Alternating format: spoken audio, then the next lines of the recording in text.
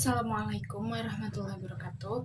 Perkenalkan, saya Yasinta Gustiana Dewi dengan NIM 123 40740. Di sini saya akan membuat video untuk UTS susulan mata kuliah Sosiologi Dakwah. Untuk menjawab pertanyaan pertama, yaitu tentang definisi sosiologi dakwah dan juga asas-asasnya.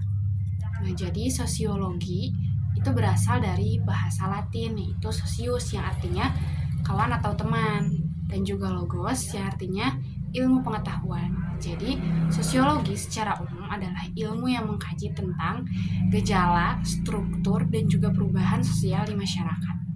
Kemudian ada juga dakwah. Nah, dakwah itu berasal dari bahasa Arab, da'a yad'u da'watan, yang artinya menyeru, memanggil, dan juga mengajak. Jadi, dakwah itu adalah menyeru kepada kebaikan dan petunjuk Allah Subhanahu wa taala.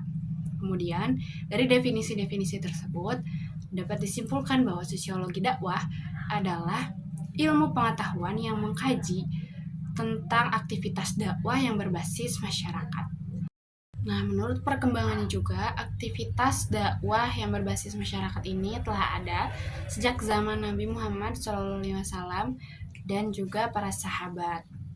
Nah, kemudian, kebijakan dan strategi dakwahnya juga mengacu pada situasi dan kondisi sosial yang sedang terjadi. Kemudian ada asas-asas sosiologi dakwah.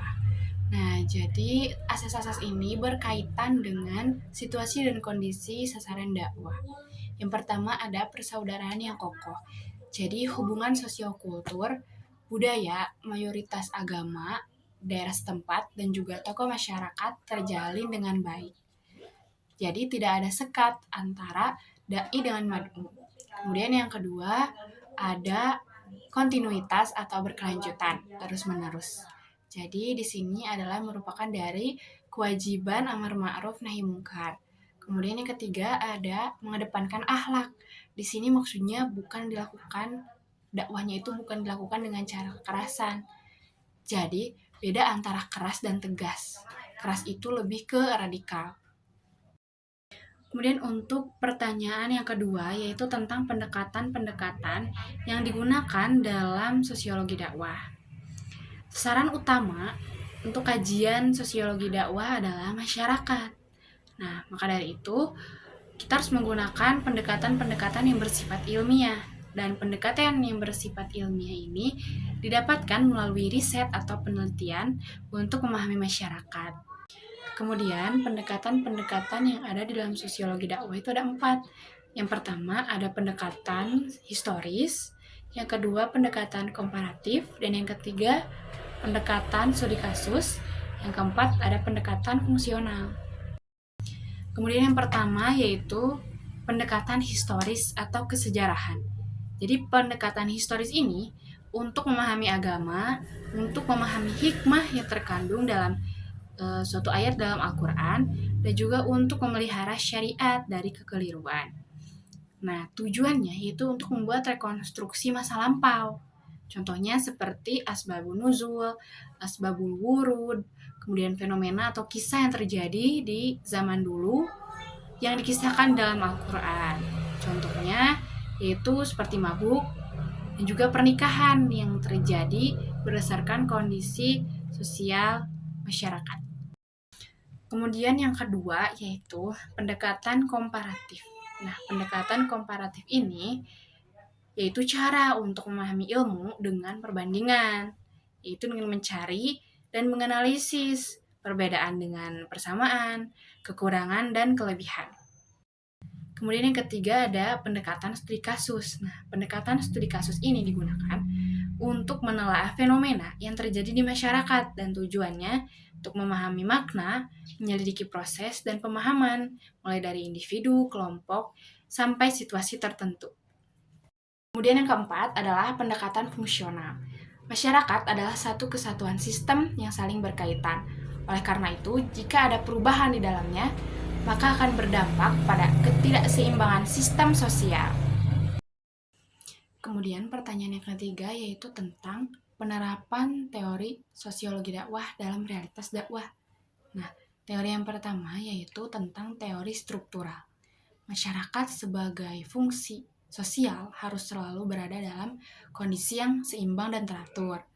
Kemudian teori struktural menekankan perubahan yang terjadi pada fungsi lembaga seperti pemerintahan, lembaga politik, keluarga, pendidikan, masjid, dan dai sebagai agen sosial yang menyampaikan ajaran Islam. Nah, contohnya tentang teori struktural ini yaitu keluarga yang mendidik tentang ajaran Islam sesuai dengan syariat Islam kepada anak-anaknya sejak dini. Nah, ini menekankan pentingnya keluarga. Kemudian teori yang kedua yaitu teori konflik. Nah, masyarakat ini harus selalu berada dalam perubahan. Dan juga di masyarakat ini akan selalu ada pertentangan ataupun konflik yang penyebabnya bisa jadi dari perbedaan kepentingan, perbedaan keyakinan, perbedaan kebudayaan, ataupun kesenjangan sosial. Nah, contoh realitas dakwahnya yaitu, dakwah itu bisa dijadikan alat perubahan sosial untuk membela kaum yang tertindas. Kemudian teori yang ketiga yaitu teori interaksionisme simbolik. Makna itu dibentuk melalui interaksi sosial dan juga penggunaan simbol-simbol. Nah, dalam konteks dakwah, yaitu membantu memahami bagaimana pesan-pesan dakwah ini disampaikan dan juga ditafsirkan oleh masyarakat. Selain itu, makna juga bukan sesuatu yang tetap, tetapi harus didiskusikan dengan masyarakat. Nah, contohnya yaitu dakwah menggunakan bahasa yang akrab dengan generasi muda sehingga mudah dipahami oleh generasi muda. Kemudian yang keempat yaitu teori siklus. Nah, dalam realitas dakwah, perkembangan dakwah itu tidak linier atau lurus, tetapi mengikuti pola yang berulang. Nah, atau perkembangan dari waktu ke waktu. Contohnya seperti kelahiran, pertumbuhan, perkembangan, kejayaan, dan lain-lain. Yang kelima, teori pertukaran. Nah, hubungan sosial ini memiliki unsur imbalan atau harus menguntungkan kedua belah pihak. Dalam realitas dakwah, contohnya yaitu dakwah komunitas seperti pengajian atau majelis taklim. Lalu pertanyaan yang keempat yaitu tentang karakteristik masyarakat dakwah. Objek ilmu sosiologi itu dibagi menjadi dua. Yang pertama ada umat dakwah atau masyarakat yang non-muslim. Kemudian ada yang kedua, umat ijabah atau masyarakat yang telah memeluk Islam atau muslim. Kemudian ada karakteristik umum. Nah, karakteristik umum ini dibagi menjadi dua, yaitu yang pertama perspektif teologis, yang kedua perspektif sosiologis antropologis. Perspektif teologis. Perspektif teologis dibagi menjadi dua, ada kafir, ada mukmin. Nah, yang kafir dibagi lagi menjadi 4. Yang pertama ada kafir ingkar, yaitu orang yang tidak mengenal atau mengakui Allah sama sekali. Yang kedua kafir zuhud, yaitu orang yang mengenal Allah dengan batinnya, tetapi lisannya tidak mau mengikrarkan. Yang ketiga kafir inad, yaitu orang yang mengenal Allah dengan batinnya, lisannya mau mengikrarkan, tapi tidak mau masuk Islam. Yang keempat ada kafir nifak, yaitu orang yang mengikrarkan dengan lisannya tetapi batinnya tidak mau. Nah, yang kedua ada mukmin. Mukmin ini dibagi menjadi 3. Yang pertama zalimun linafsi, yaitu orang yang menganiaya dirinya sendiri, yaitu yang banyak berbuat maksiat daripada kebaikan. Yang kedua ada muktasid. Nah, itu orang yang amal dan dosanya itu seimbang. Yang ketiga ada sabikun bil khairat, itu orang yang paling banyak atau yang lebih dulu melakukan kebaikan. Selanjutnya, perspektif sosiologis antropologis. Nah, perspektif ini dibagi menjadi beberapa sisi. Yang pertama, ada sisi profesi seperti petani, buruh, guru, pedagang. Yang kedua, ada sisi status sosial, ningrat, miskin, awam, terpelajar.